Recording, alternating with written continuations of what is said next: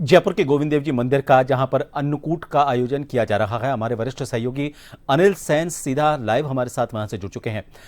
अनिल, आज गोवर्धन के दिन अन्नकूट का भी खासा महत्व होता है। जो अनाज होता है उसका भोग लगाया जाता है, व्यंजन होते हैं, सब्जियां होती हैं, उन सब का भोग लगाया जाता है। खासतौर पर मंदिरों की अगर हम बात करें तो 56 भोग का भोग लगाया जाता है। वहां पर विशेष आयोजन हो रहा है, आप मौजूद हैं। किस तरह की तैयारियां वहां पर की गई हैं? कितनी संख्या में लोग अन्नकूट का आनंद लेने के लिए पहुंचे हुए हैं?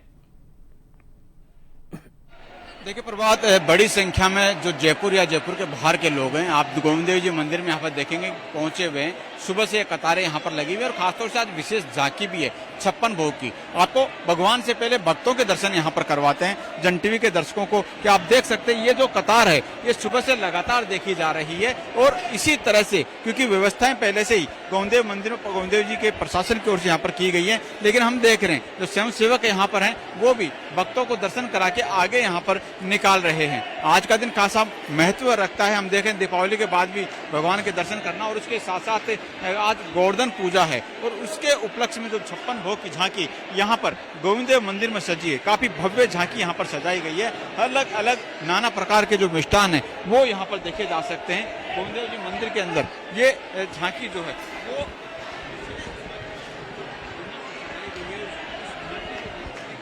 निहारने के लिए हम देख रहे हैं। जयपुर ही नहीं, इस झांकी को देखने के लिए, निहारने के लिए जयपुर के बाहर से भी बड़ी संख्या में लोग यहाँ पर पहुंचे हुए हैं। गोविंद देव मंदिर के अंदर अपने आराध्य देव के दर्शन के लिए यहाँ पर सुबह से ही ये कतारें जो हैं वो देखी जा सकती हैं। ये कतारें टूट नहीं रही हैं। स्वयंसेवक जो है वो लगातार व्यवस्था में सुचारू रूप से यहाँ पर लगे हुए हैं और कहीं ना कहीं भक्तों को परेशानी नहीं हो, आराम से दर्शन कर सकें। दर्शन के इस तरह से ही कतारें और जो व्यवस्था यहाँ पर की गई है वो इसी तरह से जो है वो मंदिर प्रशासन की ओर से यहाँ पर की गई है, ताकि मंदिर में एंट्री लेने के बाद मंदिर में दर्शन करें भक्तगण, और मंदिर में दर्शन करने के बाद में यहाँ से आउट एग्जिट गेट से निकल सके।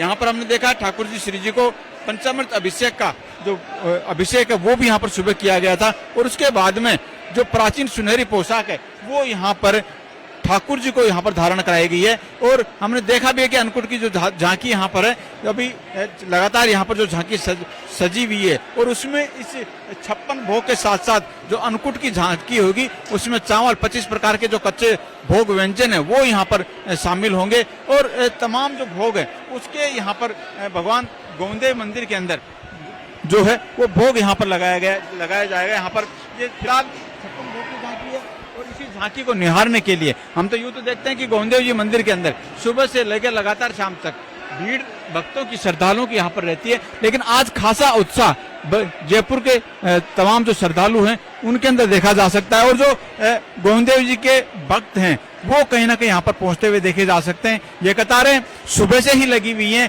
और देर रात तक हम देखेंगे। जब भी मंदिर के दर्शन के लिए पट यहाँ पर खुलेंगे उस दौरान यहाँ पर इसी तरह से कतारें भक्तों की जो है वो गोविंद देव मंदिर में देखने को मिलेगी। प्रभात, अमूमन तौर पर इस तरह की नज़ारे जो है हम देखते हैं कि 1100 एकादशी हो या उसके साथ साथ विशेष आयोजनों पर यहाँ पर देखने को मिलती रही है, और आज भी विशेष आयोजन यहाँ पर है गोवर्धन पूजा का।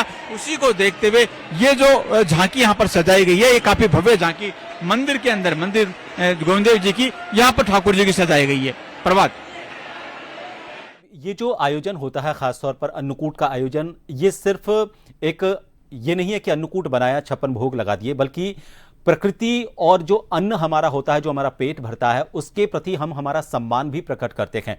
विशेष आयोजन यहां पर हो रहा है। अगर संभव हो तो वहां पर जो मंदिर के महंत हैं गोस्वामी जी, अंजन गोस्वामी जी, या फिर किसी पुजारी से अगर कोई बात हो सके कि क्योंकि हर साल जो भी यहाँ पर अन्नकूट का आयोजन होता है, विशेष आयोजन होता है, न सिर्फ पोशाक धारण कराने की बात करें बल्कि यहाँ पर जो भोग लगता है, जो झांकी यहाँ पर 56 भोग की लगती है, वो अपने आप में एक अनूठी, एक यादगार एक कार्यक्रम होता है जिसे लोग देखने के लिए दूर दूर से आते हैं।